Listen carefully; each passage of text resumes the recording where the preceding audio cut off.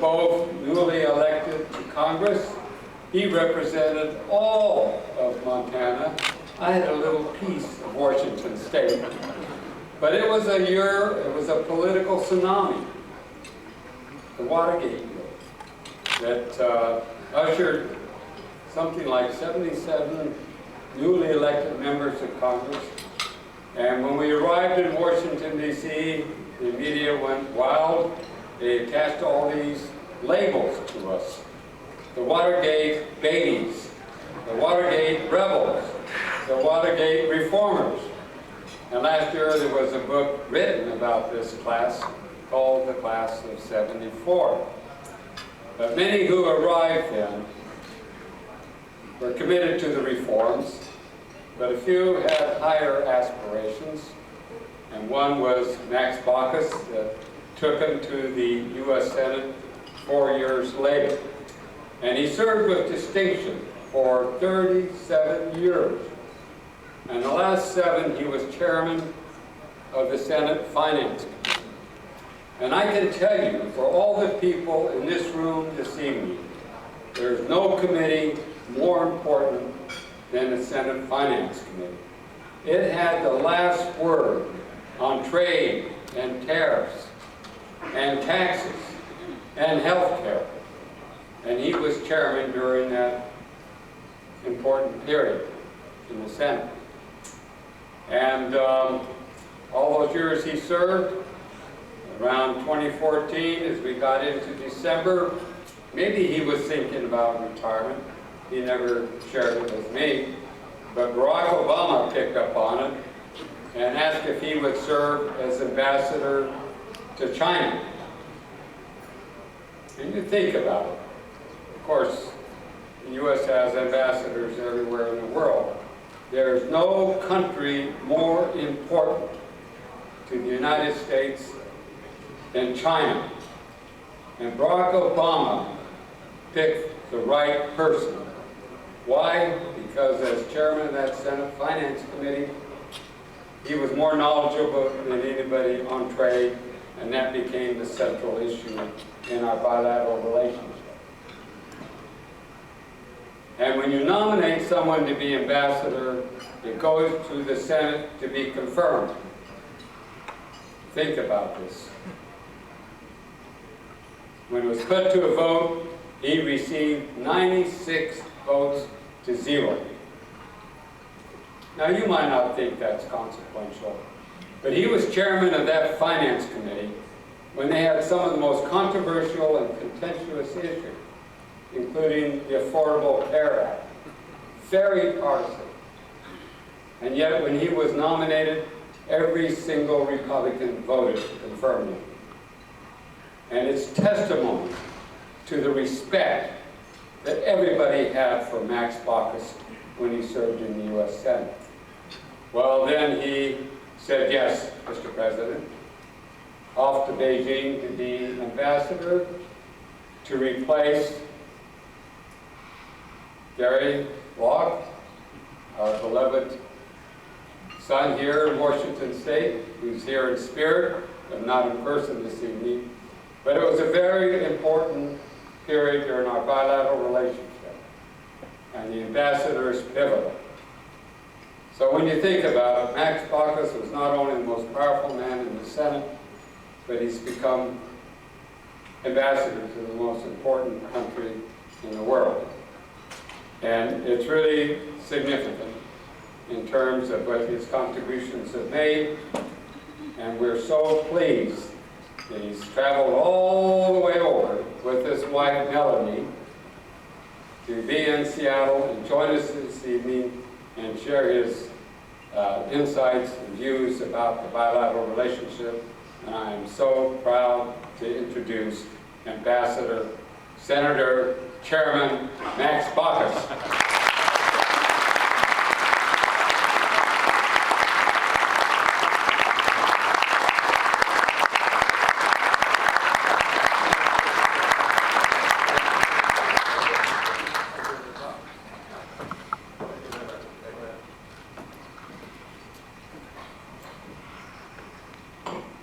Thank you very much, Don. I got to say, say that is over the top. Even my wife will agree that's over the top. I'll begin by saying thank you so much for all that you're doing. It's obvious how important your work is. There should be more efforts like these around the country. We don't have one in Montana. Of course, we don't have a big seaport in Montana. But still a big difference if we had more of these, more councils like yours. It is amazing. Thank you. A word about Don Bonker, and more directly about that year 1974, when we all got elected. It was amazing. And it's a lesson for what we should be doing today. About the second or third day, we were in a room, and I was maybe a little cynical, thinking, oh my gosh, I'm in with all these other members of Congress. What do they know about anything? We went around the room, and each person explained why he or she ran for office and what he or she wanted to accomplish. It was stunning. Everybody spoke for the right reasons. Help the country, help their congressional districts.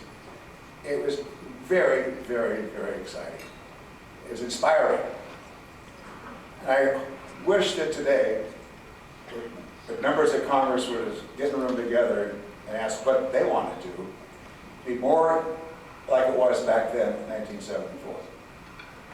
So as they move forward, I just urge us kind of keeps that kind of a moment in the back of our minds, because it is what obviously needs to be done.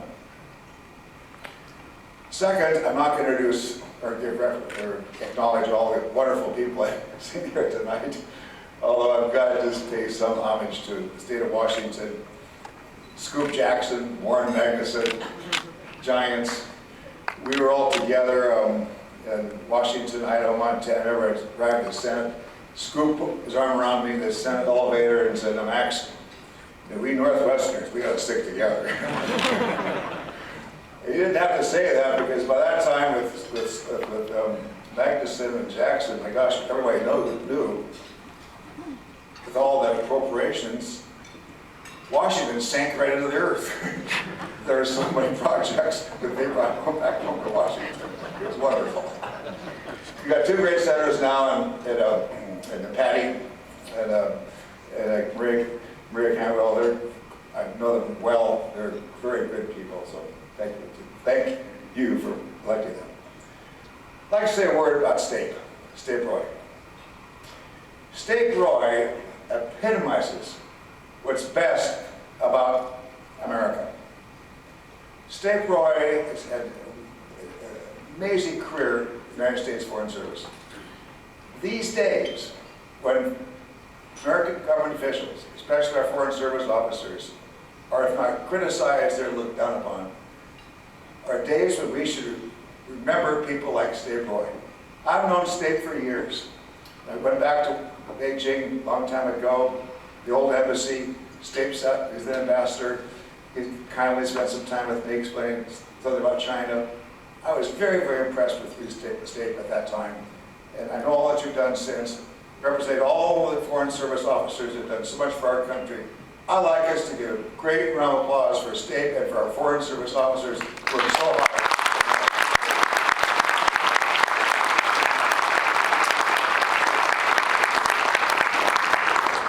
Well, I got to build State up a little bit because he follows me. And he also was my mentor. And so State, don't be too hard on me when you follow me after my remarks. I feel so lucky because I represented at one time the state of Montana, but also to represent our country in China. I love the job. It was a terrific job. Why? Two reasons. The Chinese people, so energetic, it's upbeat, pragmatic, practical. It was infectious, results oriented, get stuff done. I found that Chinese people were more optimistic about their future than the Americans are about theirs. And I love that. Second, the reward of working on the relationship, the U.S.-China relationship. It's been said many times, it'll be said many times in the future, it is the most important relationship in the world. No question. There's no question about that. It was so rewarding to not only represent the United States and Barack Obama in China, but also to be a bridge builder. My life has been trying to get people together, finding agreements. It's true to your values, but finding agreement. It was wonderful. I just loved it. Might say also, I think my wife Melody almost loved it. You know, when you're over there, you're an ambassador to the country, you know, they give you a big fancy car and drive you around where you want to go and so forth. And they don't give a car to the spouse. In fact, the rules are really tight. I could not send my car out to the airport to pick Mel up and bring her back to the residence, not unless I was in the car too. I mean, it's really, really strict. So what did we do? We bought a car. And Bill got a driver's license. And I got to tell you, those of you who know Beijing traffic, Mel was the best of them. She'd make a sharp right turn from the left lane. She'd make a sharp right lane. She'd be up on the sidewalk. She took Chinese lessons out of Tsinghua, and she drove herself out there 3 or 4 times a week. It's about an hour drive, as many of you know. And she'd come back with all these stories, driving back and forth to Tsinghua, and around the city for that matter too. So we had a great experience. I've been interested in China for a long time. I brought delegations of Montanans, members of Congress to China for many years. I was very impressed with Zhu Ji back, when it was out, late 1900s, 2000, met him. And I decided I want to help China get in WTO, and did. I worked hard to help explain to American Congress why China should be a member. Because obviously it makes much more sense to be part of the organization than out of it. Second, I introduced the bill to grant PNTR status for China. We should get rid of this stupid annual conditional MFN. Other countries didn't have to go through it. China had to go through it. It was nuts. And boy, I got to tell you, I got a lot of scars from the left wing of the Democratic Party. They thought I was selling out to China, you know, how bad China is and this and that. I said, I didn't pay attention to that stuff. It's the right thing to do, and I'm very proud of having done that. Why has this, I'll also say a couple of things. My Bible basically was Henry Kissinger's book on China. I'm sure most of you read it. I spent a little time with Dr. Kissinger before going over. He helped me a little bit, but not a lot. But in the book, I took 2 things which kind of were really my credo. I kept following it and trying to remember. Number 1, he pointed out that in Western civilizations, Westerners play chess. And in chess, the dramatic winner or loser, there's no ambiguity, no nuance, unless it's a stalemate. But in China, it was wei qi, it's go. It's like, you know, it's like Sun Tzu, the art of war. There's no dramatic winner or loser. You just surround your opponents with your pieces and your players until the outcome's inevitable. You don't have to fight the battle. It's inevitable who's going to win. It's long-term. It's very strategic, long-term thinking. The second point in the book, which I think is even more relevant today than when Dr. Kissinger wrote that book, it's been overworked, but I do think it's very important to talk about it. And that's the so-called Thucydides trap. Dr. Kissinger in his book talks about a British Foreign Service officer named Crowe, who was tasked in 1917 to write a piece for the British Foreign Service telling the British Foreign Service, what's the role of Germany? What's Germany going to do? This is 1917. So he came back, Mr. Crowe, he said, Germany could say they're the most peace-loving, wonderful country in the world, get along with everybody. It's all irrelevant. What they say is all irrelevant. What is relevant? What relevant is, first, Germany is a very large country. Second, Germany is a large military power. Those two facts alone are going to determine Germany's actions in Europe and the future of Europe. Nothing else, just that alone. Germany's so large, we have such a large army. Kissinger then poses the question, what about China? Large country, it's growing. Kissinger does not answer the question. He only asks it. During my time in China, again, I loved the job. When I arrived in President, when you arrive as ambassador, you present your credentials to the president. And I told President Xi that I was going to visit every single province in China. It was so important to me. And he really liked that. With apologies to my predecessor, he said, but your predecessor missed 5. So every time I saw President Xi, he had a book on me. He said, okay, now how many provinces have you been to? And after about 24 or 5, he said, well, you did more provinces during your time here than I have. So we joked about that. But a couple things I did generally, in addition to all the specific work, is a wonderful job. I got to tell you, if you get a chance to be ambassador to China, take it. It was terrific. Hard work. Man, I worked hard. I loved it. But thematically, a couple things. Number one, first of all, we Northwesterners, we're kind of candid people. That's not too, push too much. So I was very candid with my Chinese friends on the other side of the table. And it got to the point where, at the third month there, as you know, sit across the table from General Wang Feng, whoever it might be, he would be reading his talkers. We'd be on his side of the table, had the same talkers. Interpreter, same talkers. My crack staff would give me my talkers. And after about 3 months of this is nuts. This is stupid. I mean, this is just nuts. It's just way too formal. Let's kind of get to the brass tacks here a little bit here. So after 3 months, I forced myself to be rude, to interrupt my interlocutor to the side mid-sentence. Just interrupt him. Otherwise, they just go on forever. And I try to be constructive and ask good questions, like, well, could you give me an example of that, please? Or, what do you mean by that? And, wake up. And they start talking to me. Now, a lot of the same points, but again, it was an opportunity to engage. And it was just being candid and straight with the Chinese people I met with. So much so, I had to train American businessmen, and they came over, not be too nice, but to ask constructive questions, break in, ask questions. Life's short, ask questions. I do the same thing with American secretaries, actually. A little bit timid, not know quite how to do the job. I said, come on, jump into it, ask questions. You need American military personnel, same thing.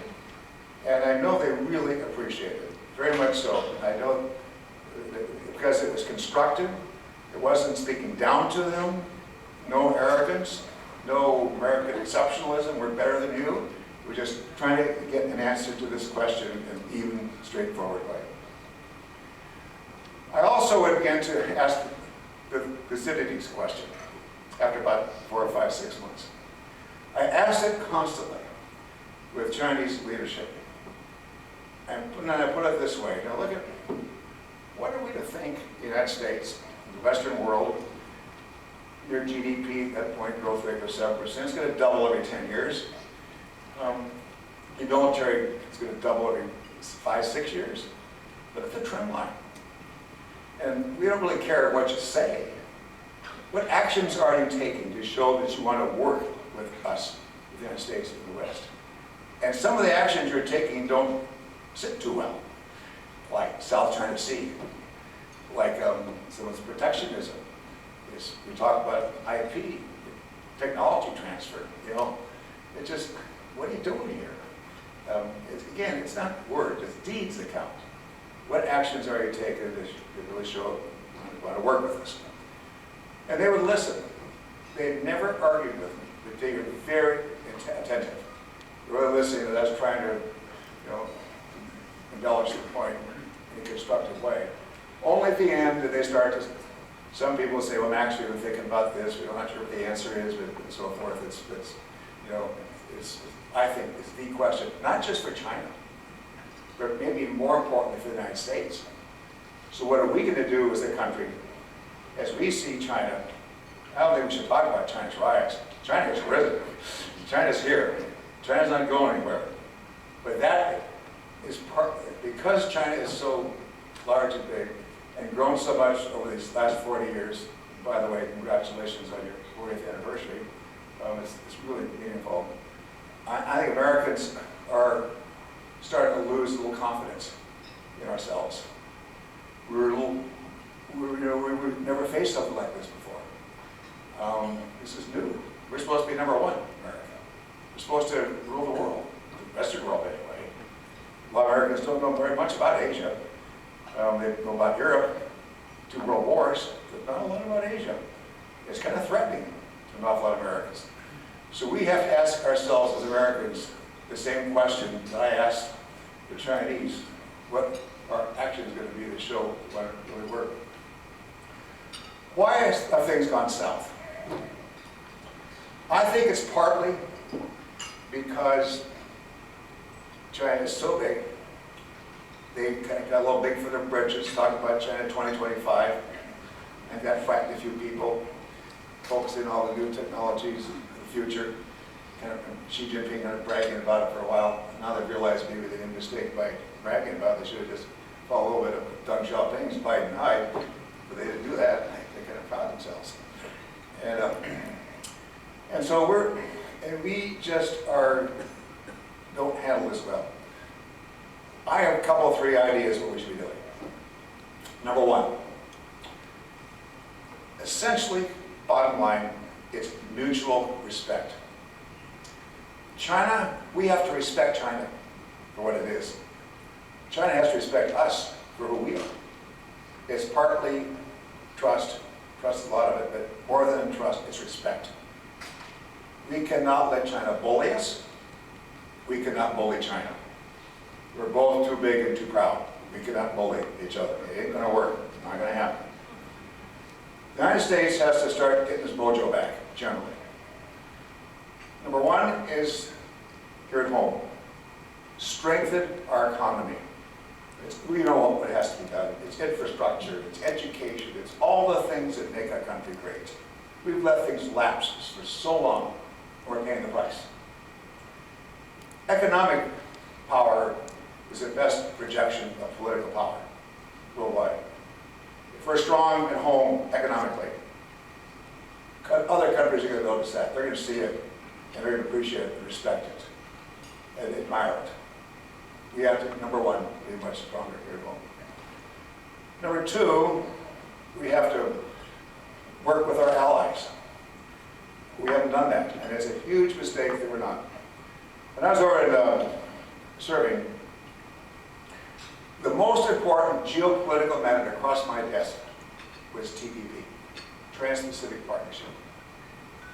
So important for me, I flew back on my own dime to Washington, D.C., lobbied 43 different members of Congress, both sides of the aisle, both houses, got nowhere.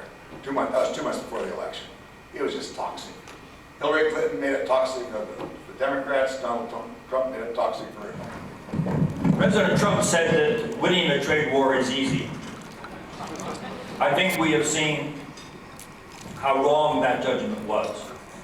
It is in fact impossible to win a trade war because both parties suffer. And that has been clearly the case. So the dynamic of the current status of the trade war is both sides desperately want to get out from the trade war. President Trump recognizes clearly that if he has to follow through with his threat to continue raising tariffs on Chinese exports, including $250 billion of exports he was proposing to raise tariffs on, that he could easily plunge our economy into a recession.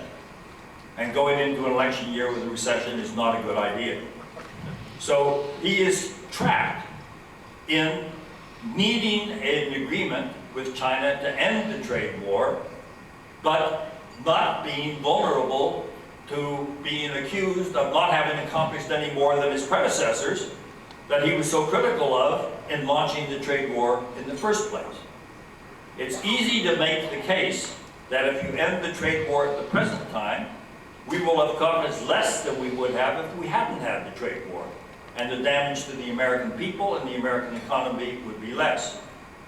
So the question is, how to get from where we are to where we need to go. And the answer is they took a first paper step, implying that we had reached a preliminary agreement with China, but China failed to confirm that the terms of the agreement, as outlined by the President, were in fact ones that were shared by China. So at the moment, the general conclusion in Washington is we have not made significant progress. What we have done is, in a sense, gotten a lull in the war, but it's not clear how we're going to get out of the problem in the first place, and that is the biggest problem that the President is facing at the moment, aside from the impeachment inquiry.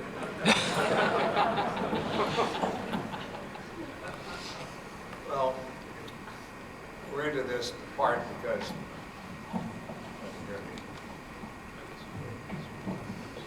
thank you. We're into this partly because President Trump thinks, and a good number of Americans think, that the past administration was not, quote, tough enough on China, which was not accurate. I can cite chapter and verse, lots of things that the Obama administration did. We got China's attention, we got China to back off actions that they should not have taken that would prevail. So Trump slaps on these tariffs, I think for several reasons. One, it's dramatic. He can show to his blue-collar base, hey, this is what we need to do so we can preserve your jobs, especially in those critical Midwestern states that were so critical to the election. And it's very unfortunate that he's not truthful. Says that the tariffs hurt China, and actually the tariffs are a tax on American consumers, American businesses, and of course China retaliates, and we're in a very bad situation. So the question is, have the tariffs got the attention of China to address so-called structural reforms that America wants? There's a basic inconsistency in the U.S. position on trade with China. On the one hand, Bob Lighthizer at the USTR talks a lot about so-called structural reform needed to, quote, level the playing field. You know, we all know the list. You know, subsidies, forced technology transfers, and IP and all that, which is important. On the other hand, President Trump seems not to care much about that. What he cares about is reducing the trade deficit in the short term. That's why he talks a lot about China buying a lot more soybeans, buying more Boeing airplanes, and so forth. And that's an inherent inconsistency in the administration's approach toward trade. China sees that. They're not dumb. In fact, they're very smart. And they're taking advantage of that inconsistency by saying, okay, we can stand pat, be Chinese, not have to do all the things that you Americans want us to do on structural, so we'll just buy a lot more of your stuff to lower the trade deficit. And so I do think there's a high probability that next several months, President Obama's to be with President Xi in Chile in 3 weeks. Closer to the election, we're going to see the makings of a kind of a deal. And what's the deal? The deal is going to be China buy a lot more stuff. Stock market goes up, and then Trump thinks that's going to enhance his re-election. It's more political. I'll say this, it's a strong statement. I think Trump cares more about Trump than he does about America. I think that he is more concerned about his re-election, about who he is as a person, than he is in trying to figure out what's best in the medium and short term about the United States. I know it's a strong statement, but I tend to think there's a lot of truth in that. It's unfortunate that, it's another reason why it's unfortunate that Trans-Pacific Partnership was deep-sixed. When I was over serving, at the beginning of my time there, at the top of the list, the Chinese would ask of us was the Bilateral Investment Treaty, BIT. They wanted it. Now, what is that? That's basically a treaty on investment, not trade, between our two countries, where it helps each country invest in each other country, lowers the barriers to investment. They're very interested in it. I think, and during the 3 years I was there, gradually, that fell off of their list. In fact, got down near the bottom, and they didn't mention it very much during the 3 years. That would have addressed the structural questions that we have, the investment questions that we have. Why did it fall off the list a little bit? I can only speculate. That is, during the same period, President Xi was becoming a little more aggressive, cracking down a lot. And it gets a little bit of the question that the state was talking about, who's going to win? The reformers or the non-reformers? This is not quite the same point, but one of the proudest moments I thought in U.S.-China history, at least when I was there, when our two countries did agree to a climate change agreement. It was wonderful. China agreed with the United States to address climate change, finally. I'd make that point many times. I asked them many times, Chinese, why don't you help us with climate? Because I talked to the fence folks, I got nowhere. But gradually, over time, you see a little glimmer, they start thinking about it, and they realize maybe that's a good thing for China to do, agree with the United States on climate. Why? Number one, it raised the stature of Xi Jinping on the world stage with the American president. Number two, it could push back against the non-reformers, the troglodytes in China. It could tell them, hey, we got to do this, folks, guys. So let's get the program here. And number three, it gave China opportunity to develop renewable technologies, solar, geothermal, and boy, they did with a vengeance. It's a great opportunity for China. Anyway, my point is that over time, first the U.S. pulled out, so that pulled the rug out with China. That's a Paris Accord. But over time, I think as the troglodytes began to get a little more power, Xi helped a little bit with a little more attention on SOEs, and that's very unfortunate because the BIT fell off the table. Provisions in the Trans-Pacific Partnership included a lot of the BIT provisions. So had the United States agreed with other countries in the TPP, there are more investment protections in there. Of course, China was not a part of TPP, but after a while, I think would have forced China to think more about what we've done in TPP and address investment. So short term here, and come to the quick here, else is, there's going to be a deal. It's going to get papered over. They can buy a lot of our stuff. Trump's going to declare victory, and the stock market's going to go up. That's going to happen.